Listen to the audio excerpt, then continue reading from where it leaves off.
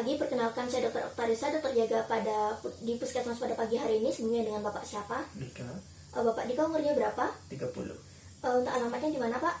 Banjarpenido, Di Banjarpenido. Untuk pekerjaannya sebagai apa Pak? wirausaha. Baik, keluhannya apa ya Pak ya? Nah, saya sempat mengalami kecelakaan sekitar 8 jam yang lalu saat bekerja di workshop. Bisa Bapak jelaskan bagaimana kronologis terjadinya bagaimana kondisi Bapak saat mengalami kecelakaan itu? Saya terpeleset dan kepala saya terbentur di ulu tangga. Sebelumnya, apakah Bapak pernah mengalami benturan kepala? Kalau benturan-benturan kepala ya pernah sih. Pernah. Lalu kemudian apakah Bapak sempat mengalami pusing atau muntah tadi? Tidak.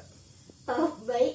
Jadi dengan Bapak Dika, umurnya 30 tahun, Bapak alamatnya di Banjarpenido dan pekerjaannya sebagai wirausaha. Bapak itu keluhannya itu mengalami kecelakaan 8 jam yang lalu dan mengalami benturan kepala ya Pak ya, dimana tidak ada riwayat pusing ataupun muntah. Baik Pak, jadi di sini saya akan melakukan pemeriksaan kesadaran atau Glasgow Coma Scale dan juga pemeriksaan pupil direct dan indirect. Silakan Bapak berbaring di bed dan saya akan cuci tangan terlebih dahulu.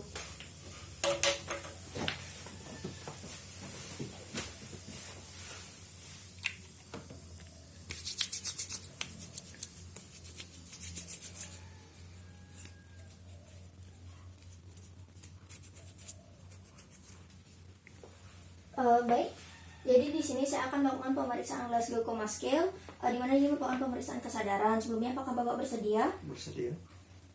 Baik Pak, jadi pada pemeriksaan ini saya akan melihat 3 parameter, yaitu parameter eye atau mata, verbal atau bicara, dan motori. Dimana pada parameter eye ini saya akan melihat apakah Bapak mampu membuka mata secara spontan, dan jika Bapak tidak mampu maka saya akan minta Bapak untuk membuka mata secara spontan.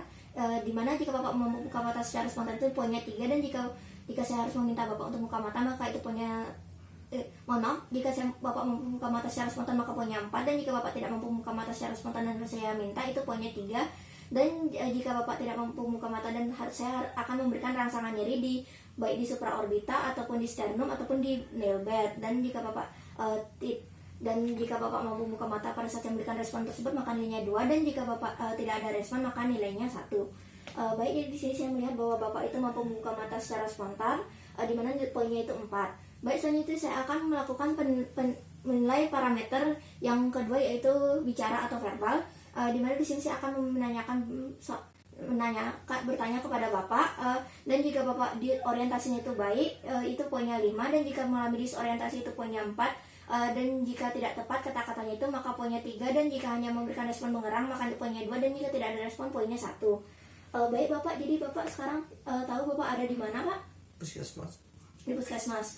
Baik, jadi di sini orientasinya itu baik, di mana Bapak mampu menjawab pertanyaan saya secara tepat maka poinnya 5.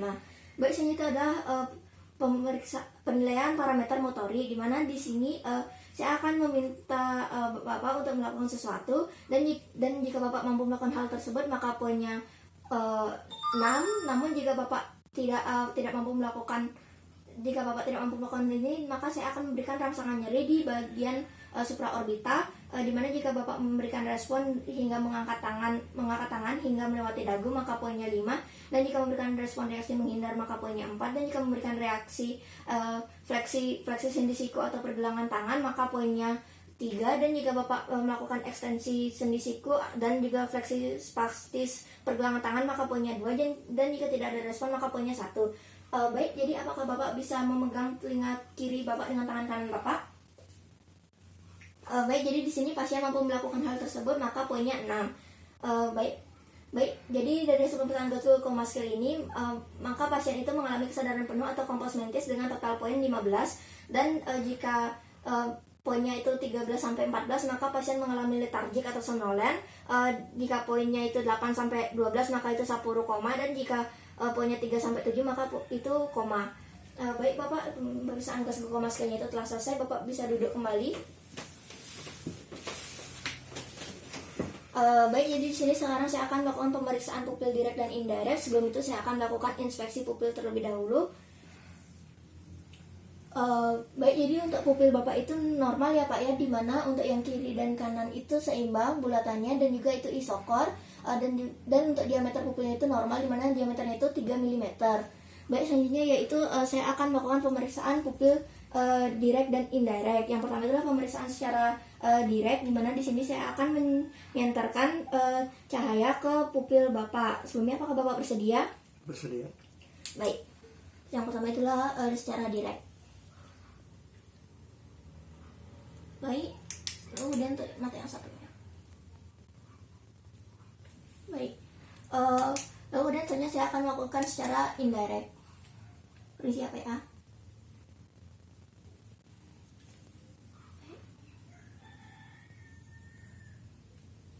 Baik, cukup. Baik, jadi di sini saya akan di sini dari hasil pemeriksaan pupil secara direct dan indirect. Pada saat saya melakukan penyiaran secara direct itu, pupil Bapak itu mengecil ya Pak ya, dan pada saat cahayanya itu pergi itu melebar kembali, baik yang di sebelah kiri maupun di kanan. Kemudian untuk secara indirect itu saya akan menyinari salah satu pupil Bapak, dan saya mengamati pupil yang sebelah, dimana pada saat saya menyinari salah satunya itu yang sebelah juga ikut mengecil pupilnya, terus dan juga melebar kembali saat cahayanya itu pergi, dimana itu normal ya Pak ya. Baik, sebelum saya menginterpretasikan semua hasilnya, saya akan cuci tangan terlebih dahulu.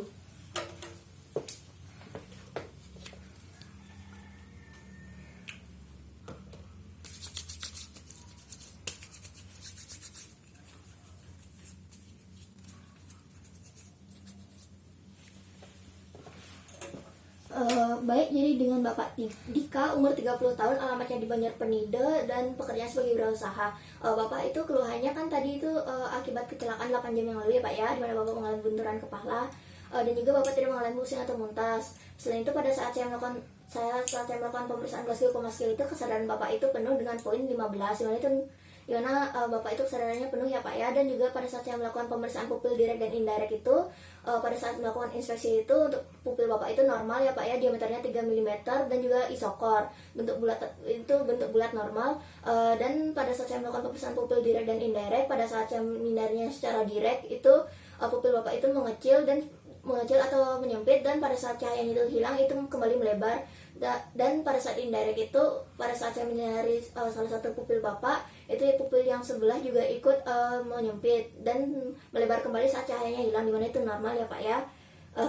Baik Pak, jadi di sini dari hasil pemeriksaan, di sini saya menganjurkan bahwa Bapak untuk melakukan pemeriksaan lebih lanjut, dan di sini saya akan memberikan rujukan ke rumah sakit. Sebelumnya apakah ada yang ingin Bapak tanyakan lagi kembali? Tidak ada. Baik, terima kasih, semoga lekas sembuh.